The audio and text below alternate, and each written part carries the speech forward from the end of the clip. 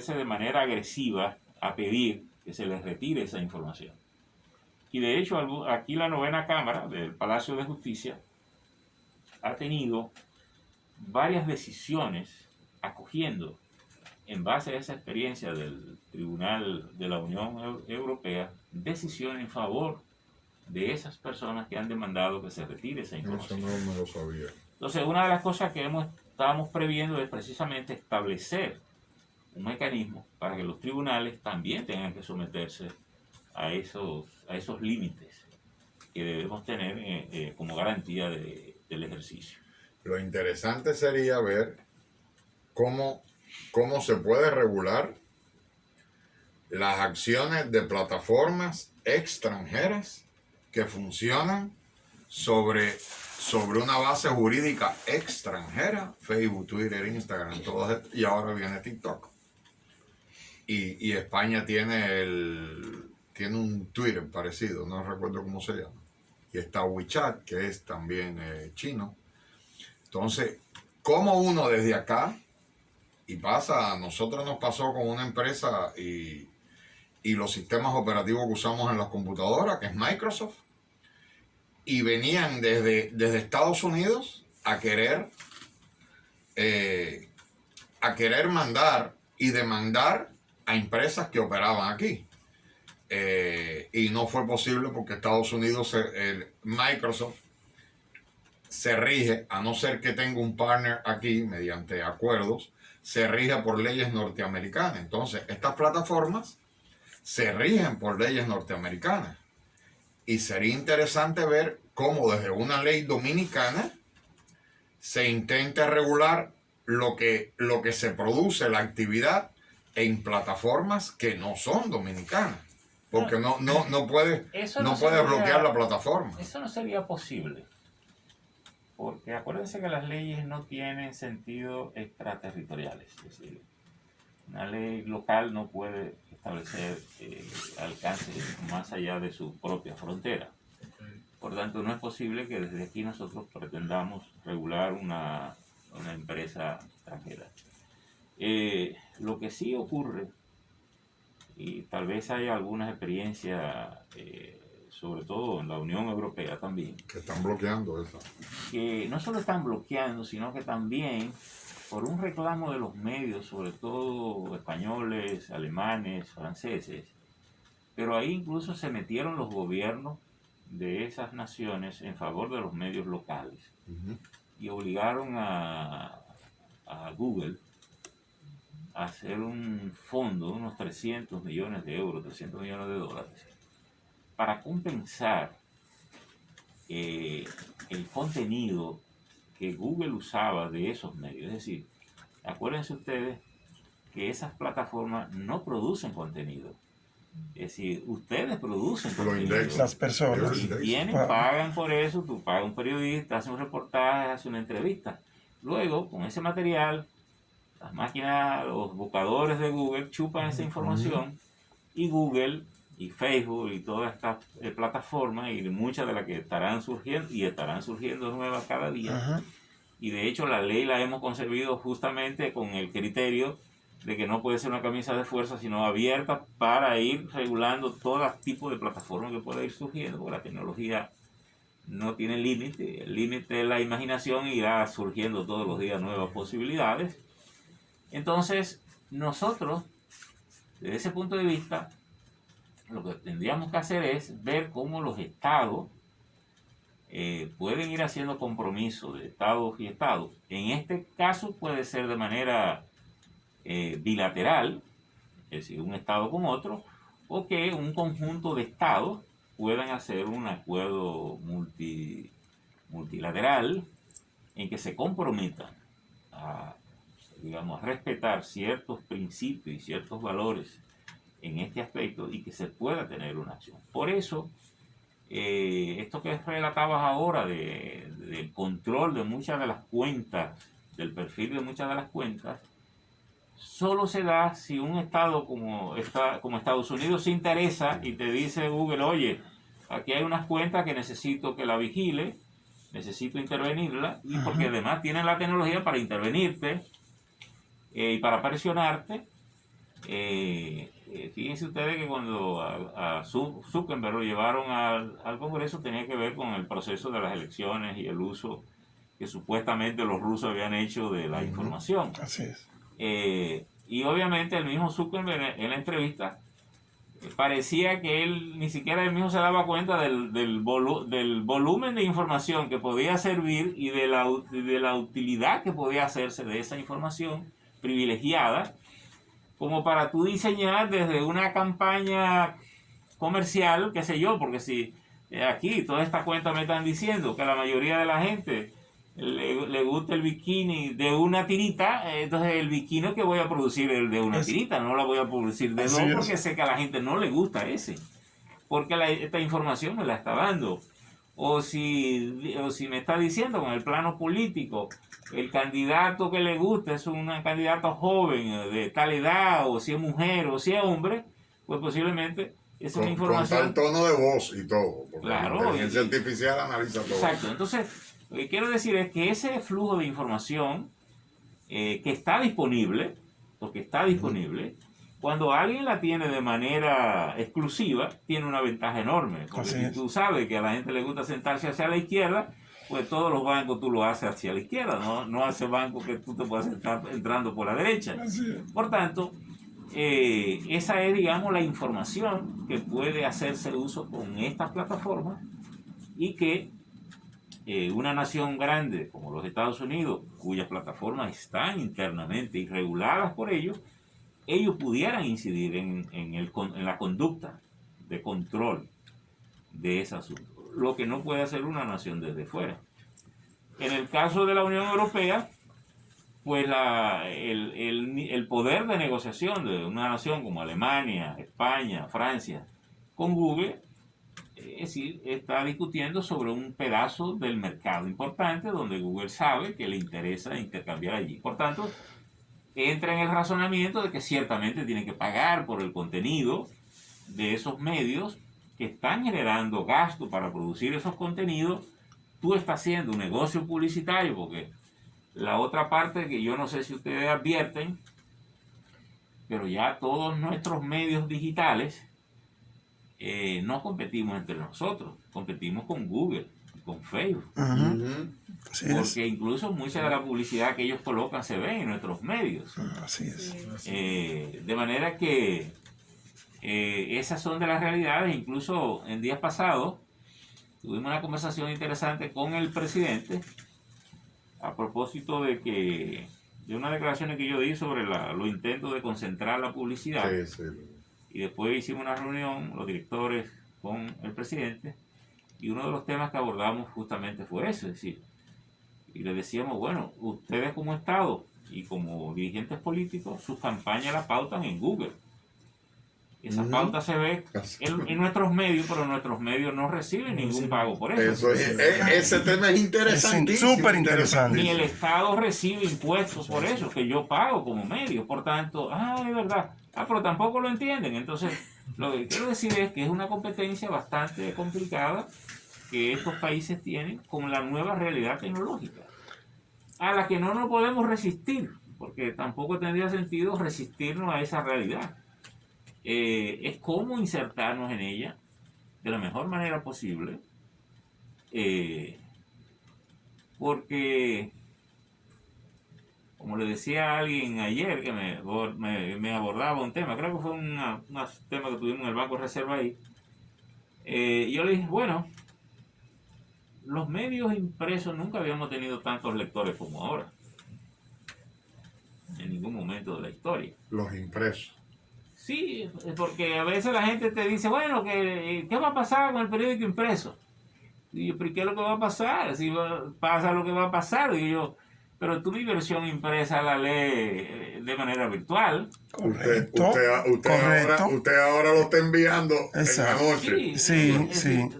Tú tienes... Estratégicamente. Tú tienes tu versión virtual, es decir, posiblemente ahora, y no solo me ve virtual, me da el carácter universal, que si te va a la luna y tiene internet, ya te llego, y te llego al mismo tiempo que te llego en Pedernales y te llego en agua. Es decir, esas son las realidades que la tecnología nos está brindando, nos da un carácter mucho más universal del trabajo periodístico. Y siempre le digo a todos los periodistas con los que hablo de este tema, le digo, tomen en cuenta una cosa importante siempre. Todo cuanto hagan, todo cuanto digan, debe tener algún valor universal. Porque tú no sabes dónde te van a estar mirando, dónde te van a estar viendo. Por tanto, olvídate de las 42.000 kilómetros cuadrados que tú tienes, que este es un chin del mundo. Granito de arena. Tú estás actuando en un universo Así es. que si un ciudadano español oye un comentario que tú haces, que no considere que tú lo que estás hablando es plume burro, es decir, di algo interesante. Si te vas a referir a la pandemia, di algo que para un español que también tiene el mismo tormento encuentre algo con sentido. Bueno, como te digo, tú eres caricaturista. El caricaturista, bueno, si tú haces un chiste solo referido al plano local, yo lo veo en España y digo, ¿qué es esto? ¿Qué es lo que significa esto? Es decir, Ahora que usted habla de caricatura, el día de ayer yo hice una caricatura, por cierto, muy fuerte, con el alcalde y con la directora Muy fuerte. de comunicación. A él le gustó y lo tomó del diario mío y la publicó. A mí no me llamaron, pero a él lo llamaron para someterlo a la justicia por la caricatura, pero yo que soy el productor, no me dijeron nada. bueno, hay un caso famoso en Francia, en la época de los reyes, y fue que un caricaturista publicó en un diario al rey con la cara de manzana, como con la cara de manzana, y se ofendieron. Y entonces obligaron al periódico a hacer una rectificación del asunto. Entonces el periódico hizo una rectificación explicando de hecho la caricatura, pero el diseño que hizo del texto fue del olor de la manzana. Entonces, es interesante decir. Yo creo que en esto, una caricatura, por eso que dice que una foto, una expresión vale más que 1000 palabras. Es decir, una caricatura bien hecha puede estar revelando e indignando a algunos que se sientan más ofendidos. Pero en esto, yo creo que lo que hay que generar también con todo esto es una cultura de respeto y de límite a la comunicación. Por eso es tan importante que el periodismo no sea un periodismo de calidad siempre. Tal vez el país ha avanzado mucho en un periodismo a veces insustancial, agresivo, ofensivo. Chantajista muchas veces. Sí, pero ese es otro tema. Es lo que habla pero- es de periodismo chatarra. O sea, Chatarra, el que no tiene contenido. Que si yo hablo de ti no te ofendo. los españoles le llaman a eso currárselo. O sea, Sí. ¿qué es lo que haces tú, Primitivo? Que el otro día Correcto. me estabas enseñando. O sea, Sí. uno hace un artículo y se toma tiempo Sí. Así es. para hacer ese O artículo. que si yo ¿Para te qué? voy a hacer una crítica, si no digo cosas que te ofendo en lo personal, ofendo a tu familia, siento que no estoy llegando a la verdad. ¿sí? Correctamente. Y yo creo que ese es un periodismo, obviamente, que le quita calidad universal. Desde el punto de vista, Claro. bueno, y que es esto. Entonces, yo creo que en la medida en que podamos ir logrando una mayor fortaleza en esto, en términos de lectoría, en términos de sociedad, tenemos una sociedad que posiblemente por su mismo nivel académico se goza alguna de las groserías que se generan aquí. La misma clase política ha sido muy responsable de permitir esa vulgarización Claro.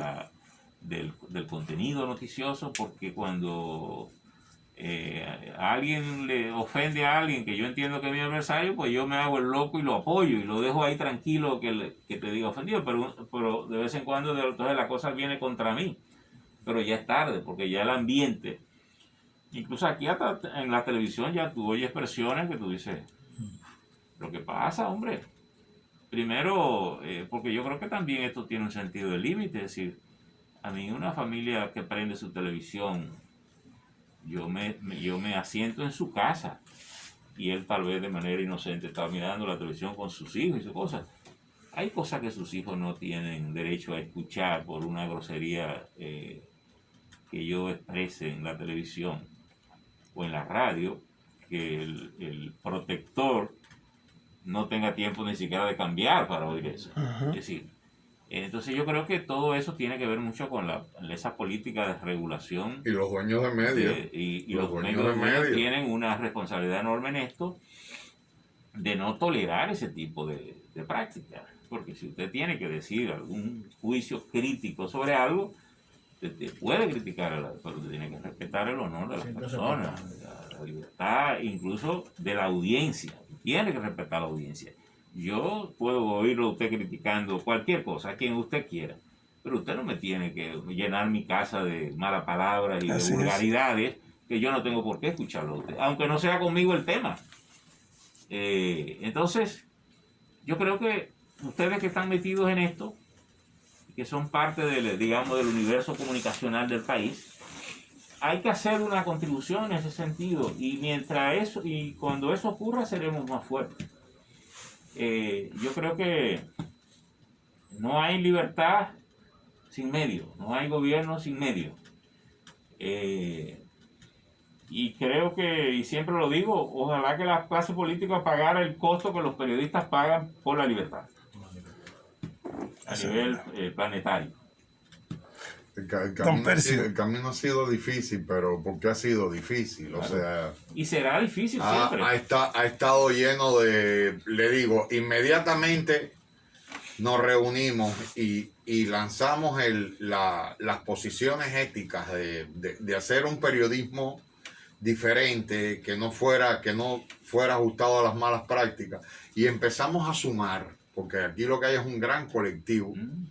Nadie aquí, como le digo, nadie aquí manda, aquí no tenemos directiva, aquí tenemos una mesa redonda y nosotros tomamos decisiones inmediatamente, pero don Percio, prácticamente, bueno, la primera reunión, el primer llamado a sentarnos en una glorieta de un parque, ya lo habían torpedeado, el primer llamado. Y a partir de ahí, incluso otros comunicadores se complotaron para tratar de crear asociaciones parecidas, como si eso fuera algo meritorio, e hicieron programas incluso para agredir a algunos de nosotros por ese empeño. Se ha lamentado mucho, pero eso nos ha vuelto más convencidos que ese es el camino. Tenemos personas como usted, tenemos personas como usted que son nuestra guía, y el mismo Juan Cruz Trifolio, Ivonne, o sea, son personas que han pagado el precio de tener una línea, y esa es la línea. Al final el respeto es lo único que nos hace grande, y si es de todos mejor, pero es el respeto, el respeto se gana. Ustedes pueden organizar también, hacer su organización. Nosotros la tenemos en los diarios impresos, en muchos diarios impresos tenemos la Sociedad Dominicana de Diarios, y todos tenemos nosotros nuestra versión impresa, nuestra versión digitales. En el caso de nosotros tenemos una plataforma de televisión, ya fija, que transmite desde por la mañana hasta la noche, fin de semana. Y la mayoría de los medios ya transmiten incluso en vivo procesos específicos como los juicios, como todo. Es decir, que de alguna manera todos estamos involucrados ya en las diferentes versiones con que corre la prensa en el día de hoy, aparte de las redes sociales, es decir, las cuentas de Facebook, Twitter, Instagram, Snapchat, en fin, y irán surgiendo nuevas plataformas en las que todos estaremos incorporados en ellas. Entonces, yo creo que ustedes pueden tener su organización que le permita tener una directiva con responsabilidad y con objetivos específicos, que se vea periódicamente, que evalúe las situaciones, que actúe en coyunturas específicas, que represente los intereses de discusión. Fíjense una cosa importante, porque yo creo que lo bueno de estar organizado, nosotros cuando vino la pandemia, que el presidente Danilo Medina produjo las primeras medidas y los primeros decretos, surgieron los programas fase 1, fase 2, y en los primeros decretos excluyeron a los medios, lo llamaron multimedia. Y bueno, ¿qué es lo que es multimedia? Es decir, se supone, bueno, que tengo televisión. Bueno, ¿qué es esto? Somos medios de comunicación. Nosotros comenzamos con los periódicos. Yo le hice una carta al presidente expresándole mi inquietud como Sociedad Dominicana de Diario que los medios habían sido incluidos. Justamente cuando los medios a nivel universal eran los sectores más afectados. Primero, porque la publicidad se había caído alrededor del 90-80%. Segundo, porque en situaciones de crisis los medios tienen que estar ahí en la parte frontal, la parte de adelante. Los medios somos los responsables de llevar informaciones fidedignas a los ciudadanos preocupados con la pandemia. ¿Y cómo es posible que el Estado, como había estado ocurriendo en España, en Francia, en Italia, en Alemania, no estuviese produciendo también alguna labor de protección? Porque, ¿qué es lo que pasa? Fase 1, fase 2, lo que le estaba diciendo a la gente es, bueno, si tú no tengo apoyo, voy a votar a los periodistas, voy a votar al personal técnico. De hecho, nosotros logramos que el gobierno entonces reaccionaria no incluyera. Ahí vino el tema de la televisión. La televisión tiene una asociación, pero parece que está muy desarticulada porque los canales viven peleándose uno con ellos, con otro, y no tienen una vocería que los represente a todos. Pues gracias a Manuel Corripio, que estaba vinculado con nosotros por los periódicos, él sirvió de canal para que los canales de televisión también entraran en ese plan y que el gobierno lo incluyera en fase 1, fase 2. Entonces, es importante que en el caso de ustedes, que tienen empleados, que pueden ir conformando sus empresas, ustedes tengan una organización que pueda representar e identificar sus intereses que tienen ustedes. Porque en este caso, y yo te digo por el caso de nosotros no cancelamos ni suspendimos ningún trabajador aquí durante la pandemia. Todavía no lo hemos hecho. Algunos medios se acogieron a suspender. Obviamente, habían medios que por su situación financiera tienen una cantidad de personal que yo posiblemente no tengo. Mi personal es muy específico, muy básico, y yo lo que hice fue que cambié la modalidad de trabajo. Mucha gente la dejé en casa, su casa, trabajando desde la casa. Para mí no era tan complicado, porque como nosotros éramos medios muy vinculados con la tecnología, pues fue hacer el ajuste rápido y hacerlo. Pero ¿qué pasa? No siempre la gente tiene el hábito de hacerlo y trabajar bien desde la casa. Porque desde la casa, con la nueva modalidad, pueden pasar dos cosas. O tú terminas trabajando de más, porque está las 24 horas activa si eres responsable, o puedes no estar haciendo lo que tienes que hacer en el momento en que se necesita. Sobre todo cuando tú estás vinculado con la tecnología. Por ejemplo, es como decir, el control master que estaba en su casa, si no me activa el máster, el programa que sale no puede salir porque el máster no activa el asunto. Entonces, se necesita una congruencia en la dinámica de trabajo que no siempre el que está en casa, si no es responsable, la activa o se retarda. De hecho, alguna gente tuvimos que traerlo para acá. De nuevo, no, venga para acá. Y tuvo que venir a hacer su trabajo acá. Pero los que trabajaron bien desde la casa, permanecieron en la casa, sin ninguna dificultad. Pero si esa ayuda de gobierno no viene con fase 1, posiblemente la cantidad de periodistas que habían ido a la calle y personal técnico hubiese sido enorme.